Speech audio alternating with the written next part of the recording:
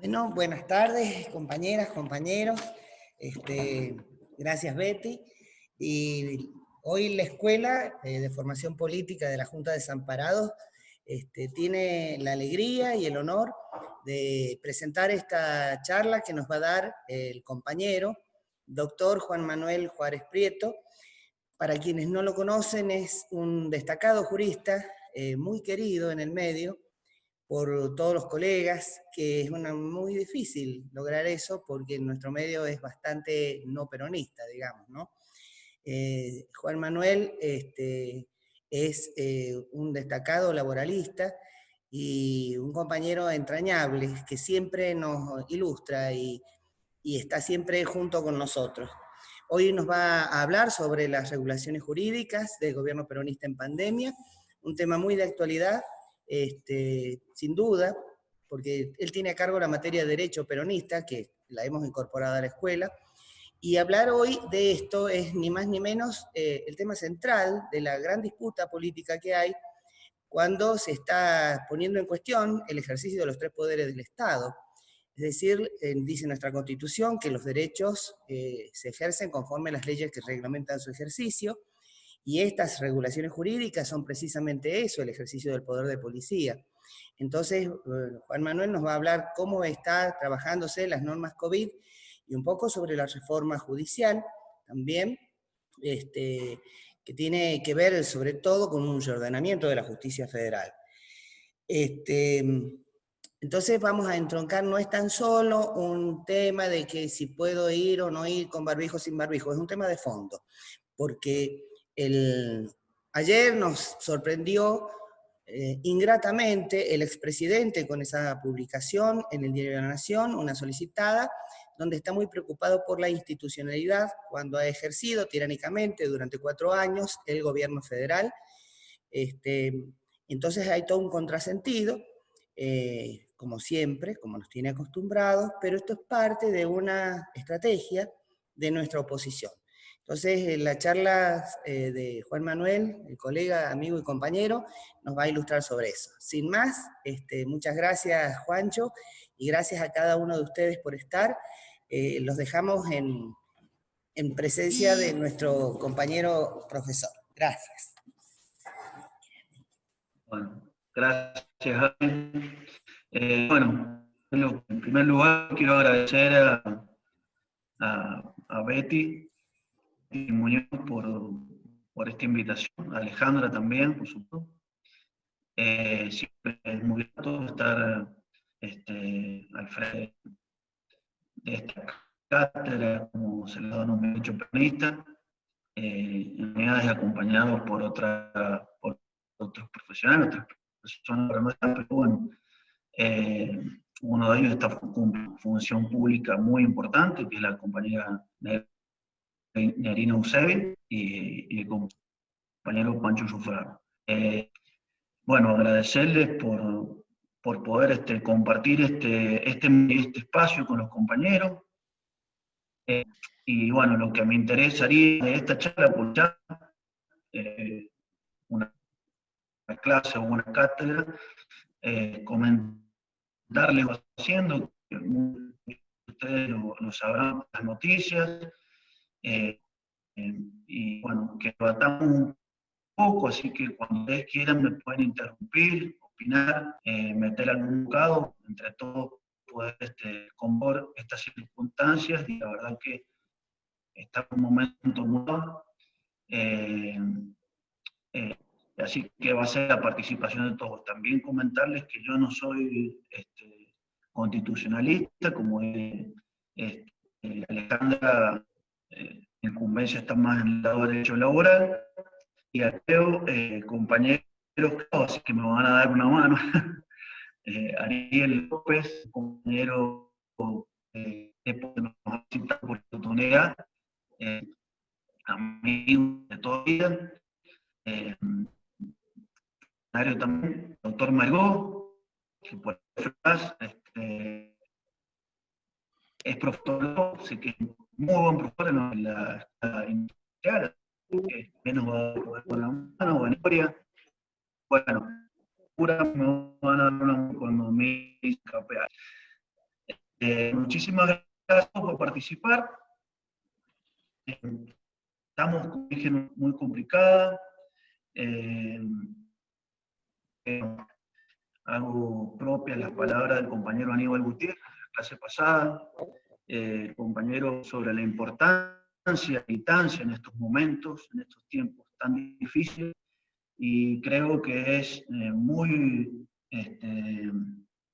acertada su clase cuando apuntaba a la nueva militancia, a que en este momento hay que estar militaria, porque la verdad que se nos hace muy difícil a nosotros, el gobierno, y como gobierno, poder convencer a los demás frente a toda esa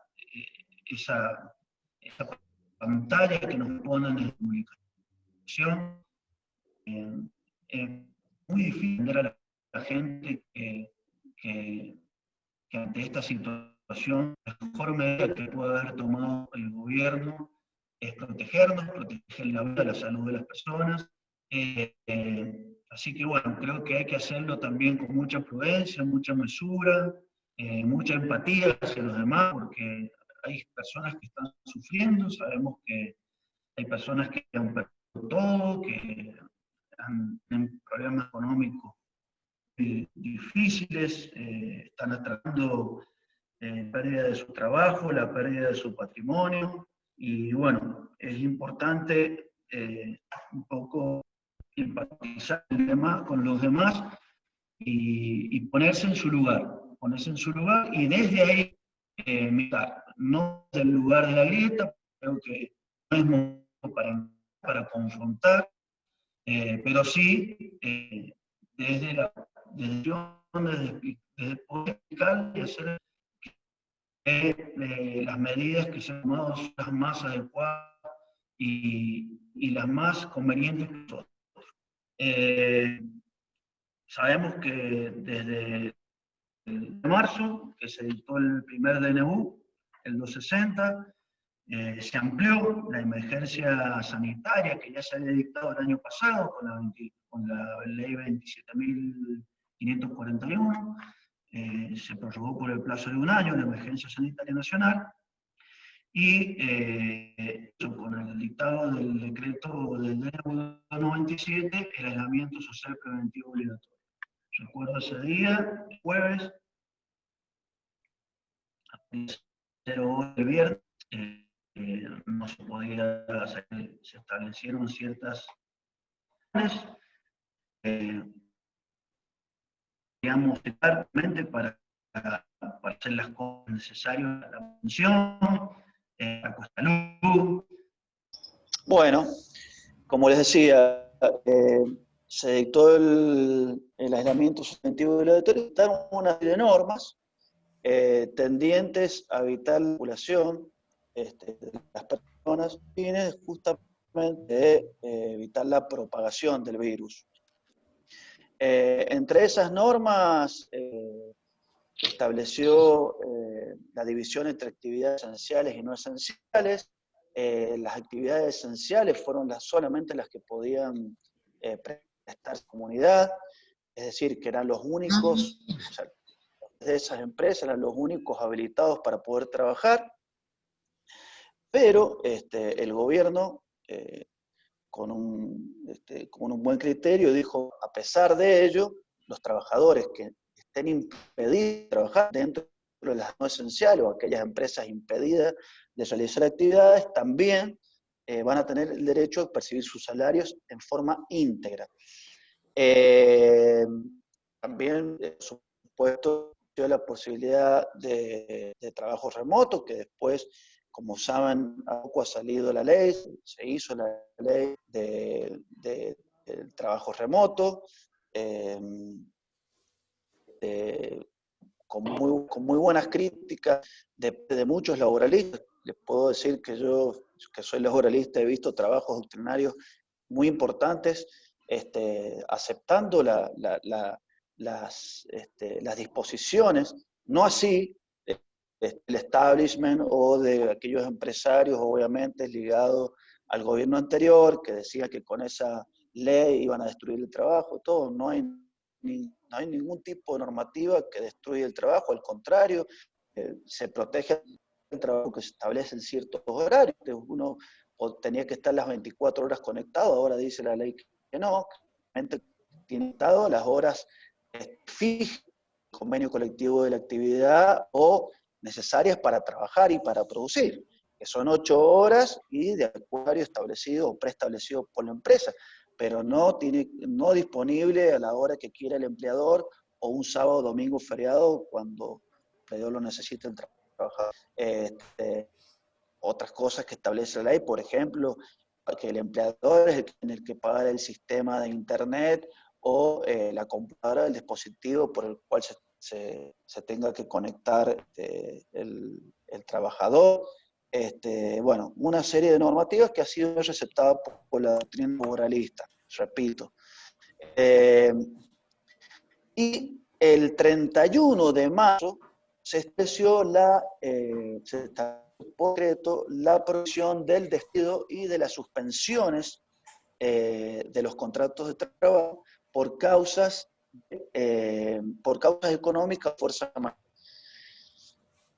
¿Por qué estableció esto? Porque desde el aislamiento, el primer aislamiento, el día 20, el día 31, le digo, porque yo trabajo en la sociedad de trabajo, se incrementó exponencialmente la cantidad de despidos, los patrones querían despedir al personal, así que bueno, se estableció a través de esa norma la imposibilidad de despido, y en el caso de que se despida, el trabajador podía reclamar los salarios caídos, es decir, puede pedir la reincorporación, y en el caso que no lo reincorpore, pedir los salarios caídos, aquel tiempo que no estuvo trabajando después del despido, o optar por la doble indemnización que ya estaba establecida desde el año pasado, el decreto 39 del 19, que fue un decreto que sacaron el 13 de diciembre del año pasado, donde se estableció la obligatoriedad de indemnizar con el doble de los rubros indemnizatorios en el caso de despido sin justa causa.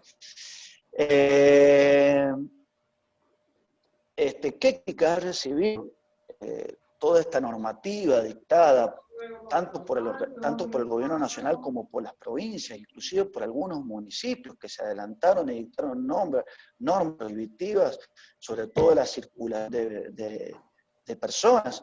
Y bueno, dijeron que es totalmente inconstitucional este baje norma porque el artículo 14 de la Constitución Nacional porque se atenta contra la libertad de circulación, también está en contra del artículo 14 de la Constitución porque estaría prohibiendo la industria lícita y el trabajo, porque se estarían estableciendo aduanas interiores o aduanas internas, lo cual está prohibido por el artículo 9 de la Constitución Nacional.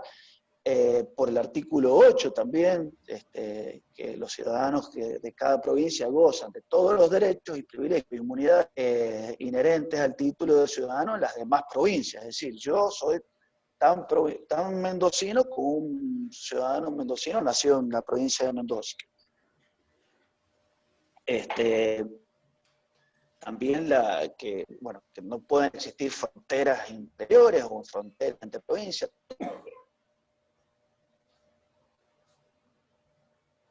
Hay un derecho superior a todo eso, y que está en la pirámide de jerarquía constitucional, es decir, las normas tienen una cierta jerarquía, que es justamente el derecho a la vida.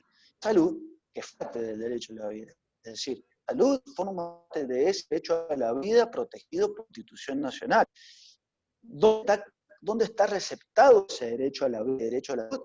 A través del artículo 75, inciso 22, de la Constitución Nacional, recepta tratados internacionales y ciertos tratados internacionales y los pone en jerarquía constitucional, es decir, con jerarquía superior a las leyes que se dicten y como complementar a los demás derechos y garantías previstos en la primera de la Constitución. Es decir, no sé si me explico, pero a través de esos tratados internacionales, como la Declaración Universal de los Derechos del Hombre, la Americana, que es la Convención de los Derechos del Hombre, los tratados, son tratados que priorizan la vida, el derecho a la vida y a la salud, ya que todos los demás derechos, este derecho, serían imposibles. Es decir, libertad, el derecho a trabajar, el derecho a negociar, a comerciar, serían imposibles si no respetáramos esta salud y si no priorizamos ese derecho a la salud o ese derecho a la vida. También la Constitución en otros artículo 33, 41, habla de la salud, que es el derecho que es de tercera generación, que es incorporado con los derechos al consumidor, estableció el derecho de los consumidores a gozar a la salud, y bueno, hay un montón de disposiciones en la Constitución que pesan este derecho. Eso se refleja en todos esos fallos judiciales que se han venido dictando de la historia del país, justamente dictados por la Suprema Justicia de la Nación. Por ejemplo, fallos que hablan de que ante la falta de tratamientos médicos, demandas contra obras sociales, por ejemplo, o por falta de provisión de medicamentos, o la negación a medicamentos, usualmente se impone el pronto otorgamiento de estas prestaciones a quien lo solicite. Es decir, siempre, mayoría, el consumidor, el usuario de esos servicios, las demandas que se interponen por falta de prestación de los mismos. Hay un fallo Suprema de 96, que es BRE contra la Policía Federal Argentina, es un amparo donde la Corte Suprema de Justicia de la Nación consideró razonable el impuso al personal de la Policía Federal de ser sometido a los análisis de HIV en virtud de la protección de la salud pública. Es decir, se priorizó esta protección a la seguridad y la salud pública de los habitantes al contrario o para de la libertad y a la autonomía de la voluntad, porque los policías no querían hacerse a ese análisis, pero dijeron, mire, está de su derecho, libertad, el derecho a la salud pública de los argentinos. Y eso lo resolvió la Corte Suprema de Justicia en el 96, estamos hablando cuánto, más de 20 años atrás, así que no es nuevo esta impronta y de jerarquización de ese tipo de derechos sobre los demás derechos, priorizar la salud de todos los habitantes de la nación. Por supuesto que hay otros tratados, por ejemplo el derecho, la Convención Americana, artículo 27, donde se suspenden, donde habla de suspensión de ciertas garantías en pos de otros derechos más importantes. Los cuarto inciso menciona el derecho a la vida, es decir, pueden suspender ciertos derechos para garantizar uno de mayor jerarquía, que en este caso es decir, que por el lado de la constitucionalidad, las medidas no deben correr. Inclusive le voy a leer, directamente de un constitucionalista, que es Daniel Sapsay, y en este caso sería una de las pocas veces que está lo que dice el artículo 99.3 de la Constitución Nacional, ya que hay una situación de emergencia con riesgo inminente para la población y no está dadas las circunstancias para que se pueda llevar a cabo el trámite normal para la adopción de una ley, porque el Congreso suspendió debido al riesgo del contagio. Esto hace alusión a la 99 de la Constitución Nacional, donde menciona que entre las atribuciones del presidente de la Nación, cuando haya nacionales que hicieran imposible seguir los trámites normales, ordinarios, listo, la nacional, sanción de las leyes, se puede dictar normativas que le pertenecen al Congreso de la Nación, siempre y cuando que se legisle ni en materia penal, ni en materia electoral o de régimen de partidos políticos. En este caso, hubo un riesgo, un peligro para la salud, el Congreso no estaba funcionando y el presidente no dictó ninguna norma que viola que no dictó ninguna norma de tributario, de calidad electoral y de partidos políticos. Es plenamente constitucional la normativa dictada por autoridades públicas nacionales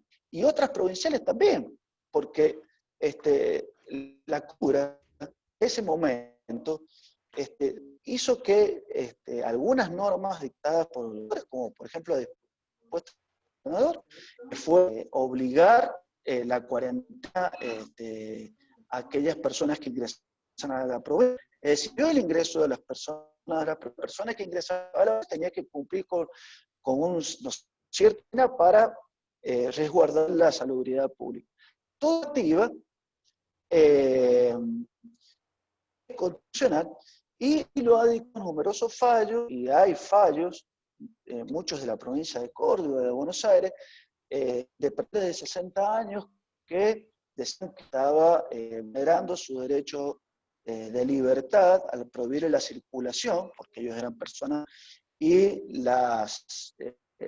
los juzgados dictaron en instancia, solamente en primera instancia, sino en segunda instancia, que no, que era prioritario el hecho de la salud y bueno, que tenían que exponer para no contagiarse y preservar el derecho no solamente de ellos, sino de los demás ciudadanos. Fuera de toda esta discusión constitucional, el Estado nos brindó protección, porque se quedó con todas estas normas prohibitivas, por así decirlo. Es decir, no solamente prohibió la libertad de expresión y todo lo demás, sino que aperó instancias excepcionales que estábamos viviendo con una serie de normas, poder paliar la situación, como por ejemplo el ingreso familiar de emergencia, el IFE, los ATP, fue el programa de asistencia de emergencia al trabajo y producción, que incluyó una serie de beneficios a las empresas y a los trabajadores de dependencia, tasas subsidiadas, créditos, tasas subsidiadas para los monotributistas, para las empresas también, la postergación o reducción de hasta el 95% del pago de contribuciones sociales a los empleadores. En este caso, por ejemplo, que yo les comentaba de las suspensiones que se establecen por los primeros decretos del 31 de marzo, las suspensiones en materia económica y de fuerza no se pueden dar salvo aquellas suspensiones concertadas, es decir, suspensiones que cortaran en forma privada o de un sindicato con homologación, porque tiene que ser homologada ante la autoridad de control, y con el trabajador, es decir, se llaman pensiones concertadas, porque el trabajador tiene que estar de acuerdo con que lo suspenda. Y solamente para el caso de prestando, que no tuviera prestación, es decir, para que no fueran de servicios esenciales, le daba la posibilidad de que a sus empleados con consentimiento de ellos. Hay un artículo que dice que si la empresa recibe por el Estado el ATP, porque puede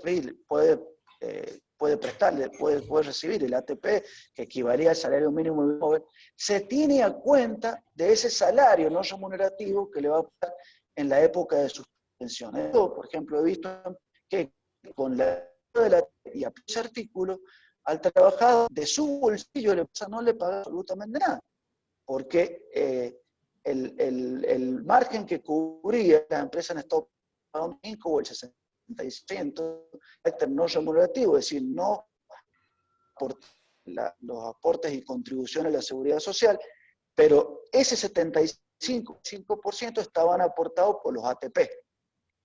No sé si me explico, pero el gobierno a las empresas, ayudó a los particulares, otorgó subsidios. No sé si está ahora Ariel López, pero Ariel, que trabaja en la Secretaría de Agricultura, nos puede decir que se han incrementado los presupuestos para esa, y se han dado diversos subsidios para aquellos programas de ayuda a la asistencia agrícola. Se han congelado los alquileres. No sé si sabían que se congelan los alquileres hasta el mes de septiembre. Ahora están tratando también si se puede prorrogar ese congelamiento, pero hasta el mes de septiembre se congelaron los alquileres, se congelaron los lanzamientos, aún que estaban, aquellos procesos que estaban en función. Es decir, si uno había iniciado un proceso de ejecución o de alojo contra una persona que no había pagado, se suspendieron esos lanzamientos para mitigar que esa persona, justamente, si no había podido pagar, era por algo, para que no quedara en la calle. Se congelaron los créditos hipotecarios ajustados por el índice UVA. Se suspendieron las ejecuciones hipotecarias y las ejecuciones previas. El gobierno ha establecido una serie de medidas para proteger el patrimonio de los argentinos en este momento tan difícil, y que a raíz de este aislamiento bien ha repercutido, ¿por qué no?, en el patrimonio de cada uno. Para terminar esto, y si alguien quiere aportar algo, no sea, estos días, en una entrevista al dueño de Judica, al decir que esta guerra estaba perdida, porque iba a ganar la batalla, nos va a ganar la batalla porque es imposible contenerlo. Pero estas medidas, de aislarnos, de mantenernos en nuestras casas por mucho tiempo, por mal que se ha logrado dilatar la derrota, es decir, en primer lugar nadie sabía cuánto podía durar esto. En segundo lugar, dilató todo esto para la posibilidad que surgiera alguna vacuna. Lamentablemente la vacuna no salió con el tiempo que hubiéramos querido, que no es, pero tal vez la cantidad de muertos y los contagiados que tenemos en el mes, si no hubiéramos tomado esta medida, lo hubiéramos tenido en el mes de mayo. Y saquemos la verdad que nosotros somos uno y hemos tenido no solo la suerte, sino la buena decisión de cuidarnos, pero si esta situación actual de la pandemia se produce en otro momento, por ejemplo en el mes de abril o mayo, la verdad que hubiéramos explotado, colapsado el público. Y la salud pública no es solamente para los infectados de COVID, hay gente con cáncer, enfermedades terminantes que se accidenta en la calle, y bueno, necesitamos terapia intensiva para atender a toda esa gente. Entonces, tenemos que estar y saber que todas las medidas han sido durísimas, la verdad, pero también han tendido a protegernos y a dilatar un poco esta situación. Y si no ven comparativo, por Italia, que la misma cantidad de contagios han habido mucho más muertes. Y bueno, hay muchas muertes, también ha habido muchos contagios también, pero en el tiempo han ganado realmente. Ariel, no sé si me contara acerca de los subsidios que han tenido ustedes en tu dirección. ¿Abrí el micrófono? ¿Ves? Sí, hola, ¿ahí me escuchan? Sí, sí.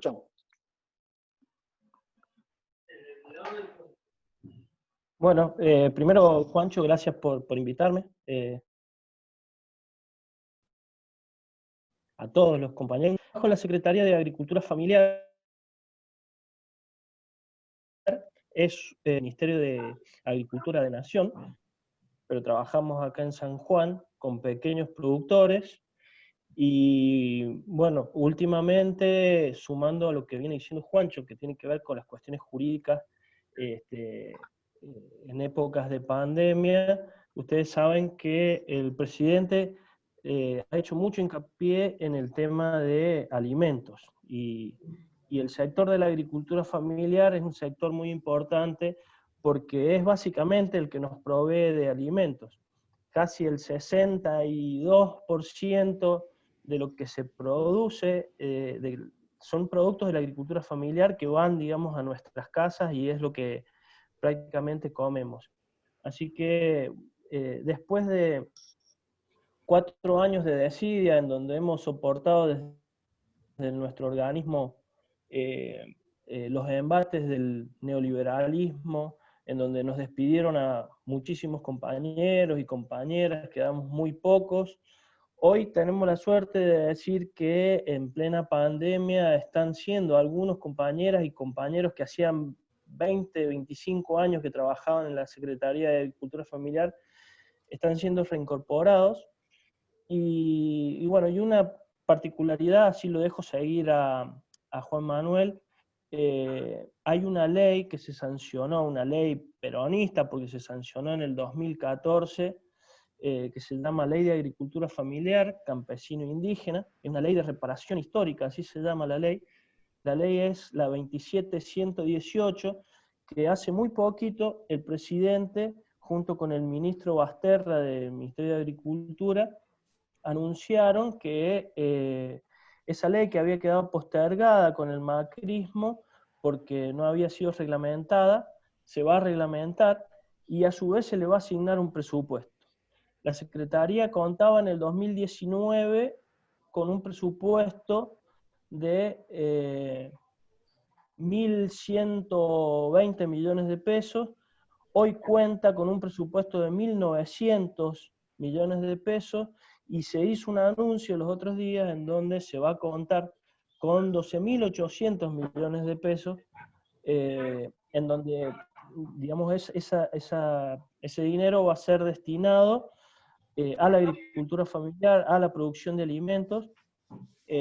Como dije, parte de ese dinero va a ir para poder ejecutar la ley de agricultura familiar, y bueno, y después se han creado muchísimos programas que tienen también financiamiento de organismos multilaterales, en donde se van, que tienen que ver con un montón de que hacen falta para la agricultura familiar, como es el acceso al agua, el acceso a la tierra, no solo la cuestión productiva, sino que desde la Secretaría de Agricultura Familiar se aborda en un sentido integral la vida campesina con todas sus ribetes.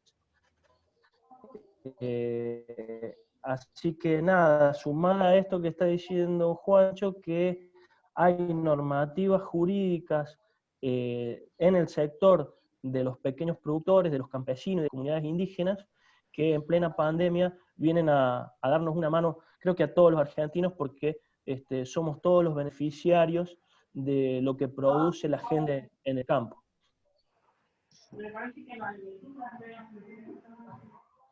Bueno, muchas gracias, Ariel. Bueno, para continuar y cerrar este tema, quería dar un breve reforma judicial que también ha sido muy criticada por la oposición. Es un proyecto que consta de muchos artículos, pero básicamente,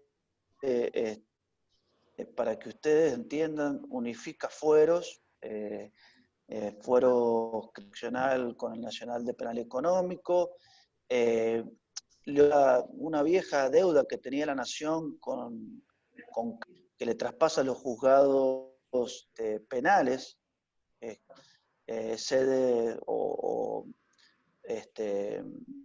federal, se los pasa a la ciudad autónoma, es decir, le juzgado y los hace propios de la ciudad de Buenos Aires, es decir, que las personas que viven en Capital Federal y cometen un delito tengan actuado por un juez federal en lo nacional,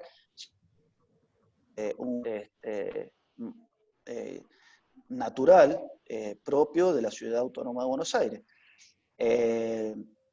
Crea numerosos juzgados penales. Esto también abre una puertita para la provincia de San Juan, crea un juzgado federal penal más instancia, íntimo para nuestra provincia. La puerta también en el futuro establezca acá apelaciones. ¿Se me escucha bien? ¿Se escucha bien? Sí.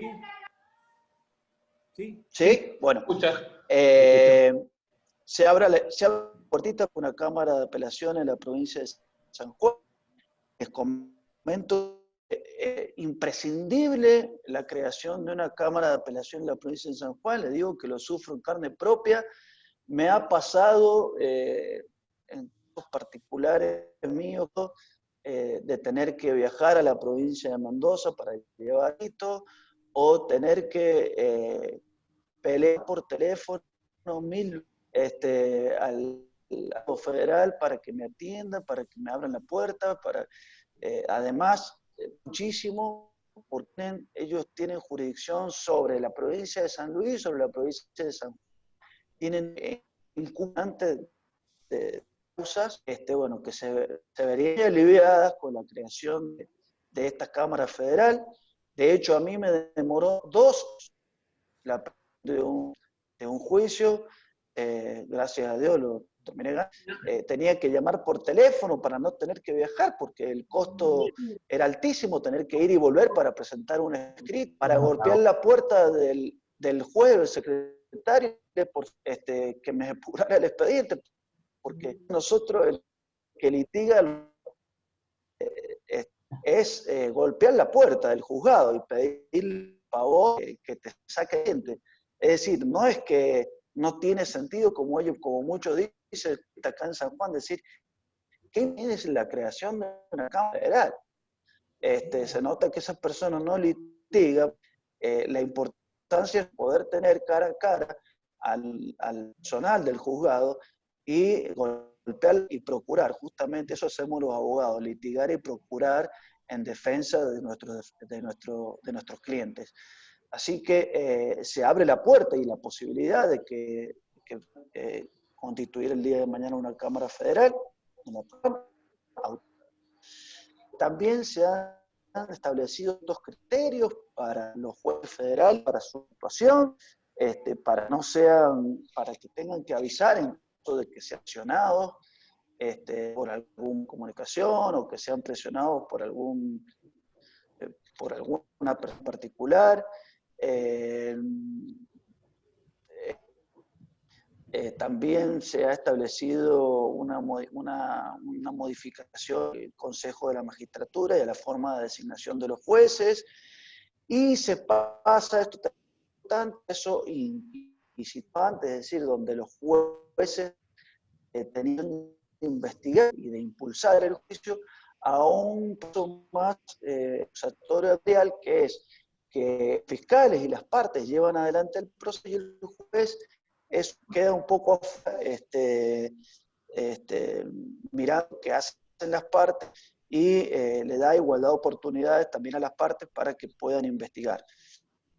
En cuanto a lo que dice lo primero, que esta reforma está impulsada solamente para impunidad al gobierno de Cristina y a sus funcionarios, totalmente errado, totalmente falso, ya que hay una norma concreta que dice que los procesos sobre opción o los procesos llevados con anterioridad a la presentación de esta reforma seguirán siendo juzgados o llevados a través de los juzgados de origen, es decir, el juez natural que llevaba la causa. Es decir, no una posibilidad de que en un juicio, por ejemplo, que se lleve contra algún funcionario de Fernández de Kirchner, que cambie de un juez a través de esta reforma. Eso es totalmente falso. Lo pueden leer en el texto de ley, ya voy a decir qué artículo lo dispone. El artículo 13 establece lo que les estoy comentando. Tenemos que saber que el proyecto NADA dispone sobre la reforma de los miembros de la Cámara de Justicia de la Nación. Se dijo muchas veces que este gobierno a la Corte aumentando los miembros. Uno se aumenta miembros, diluye el voto de Corte, que tampoco es así. Eso es lo que dice la oposición. El proyecto nada dice sobre los miembros de la Corte Suprema de Justicia. Es que la verdad que las críticas son totalmente infundadas.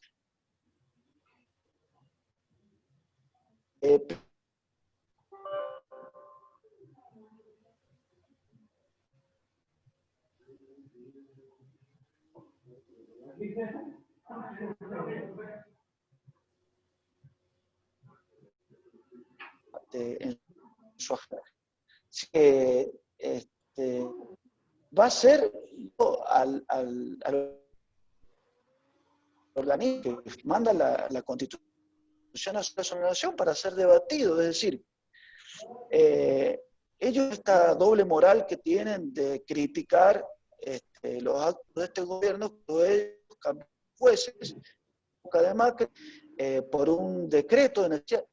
Y no solo eso, separaron 2 miembros de la Corte Suprema de Justicia de la Nación, decreto de novedad institucional de lo que estamos hablando. Ahora critican por cosas inexistentes, de que no se va a tratar la impunidad de Cristina con este proyecto, sino poco se va a reformar los miembros del Suprema de Justicia.